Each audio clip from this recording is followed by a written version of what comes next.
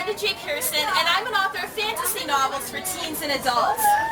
And it's a pleasure to say that here amongst a crowd of fellow nerds and bibliophiles. So often when I tell people in the real world what I do, I'm met with looks of polite bewilderment at best. Wait, you write novels? Fantasy novels? And honestly, sometimes it's hard to stand up straight and say, why, yes, I do. And a lot of times the same questions get asked over and over. When did you first start writing novels? Well, aside from my self-illustrated Take Care of Bunny book when I was 6 years old, I started writing my first novel at 19. Where do you get your ideas? The same place everyone does, by living and observing and daydreaming. I just take the strange, embarrassing thoughts that cross my mind, make them even stranger, and then call them novels. But sometimes I get questions like, why fantasy novels? And with that particular tone, which implies the real question is more along the lines of, why don't you write real novels instead? Well, the answer to that is one of my most favorites, because in a lot of ways, fantasy is more real than anything else out there. Pick up one of my novels and you'll find magic and monsters and epic quests to save the world. There's invisible mind-eating parasites, assassins trapped in enchanted swords, monsters of congealed destruction magic, the power to create and destroy reality itself. My characters fight against dark magic and insurmountable odds, trying to save humanity from the horrors threatening it. And a lot of times it sounds so far-fetched, but in reality it boils down to something very simple. My characters are human beings fighting for what they love. And in reality, that's what we're all doing. We all strive to better ourselves, to make the world a better place, to protect our loved ones, and generally be the heroes who save the day. Our struggles, they might be internal or external, it might be illnesses or crappy jobs or abuse in its thousands of incarnations. And our stakes might be global in scale or as personal as our own peace of mind. But it boils down to the exact same thing. We are human beings fighting for what we love. Now, the problem is, fighting like this is never easy. Sometimes we can't face the things we're fighting. They're too big, they're too scary, they're too able to overwhelm us if we look directly at it. Or sometimes we don't even know what we're fighting. We just know there's something out there, or something within us, that we have to defeat. And going into battle, it is never easy.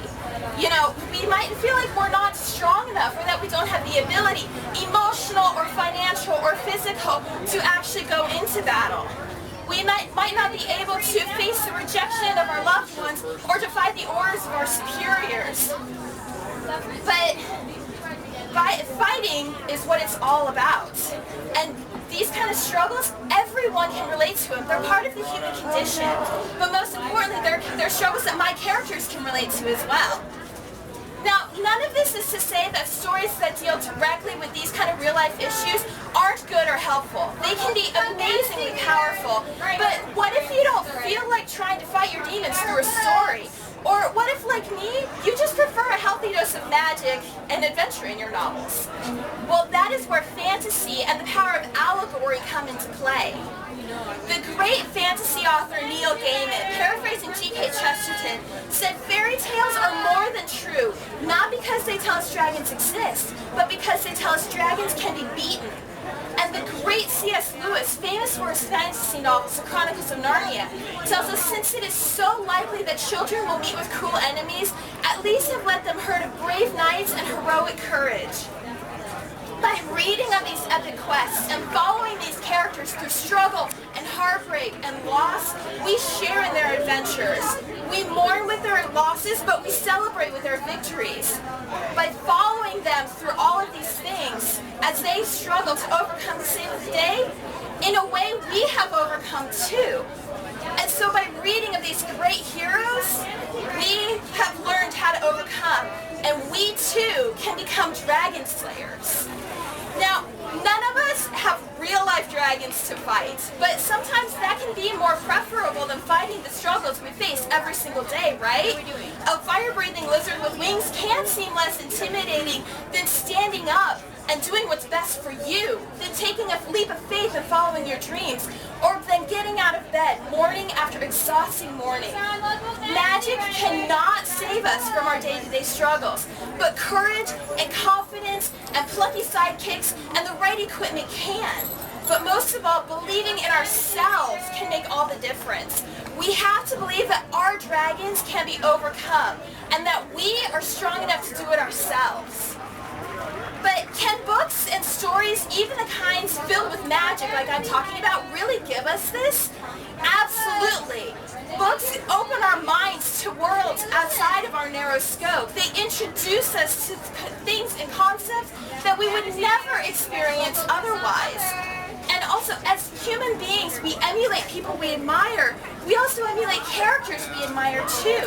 By falling in love with these characters, they fill our minds and help us to make decisions. When faced with a bad situation, we'll subconsciously wonder, what would Hermione Granger or Samwise Gamgee or Han Solo do in this situation?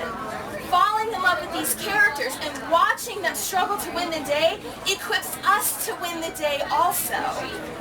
And so today, I hope you find some excellent books. Find stories that resonate with you, whether they're filled with magic and monsters, spaceships and aliens, murder and detectives, or real-life girls and hometown struggles. Share with these adventures, revel in the characters' victories, and realize that all of us have the same potential these characters do. Read and enjoy so that you too can go forth and slay dragons. And the force is real. And the force is real. Absolutely. Thank you. Thank you.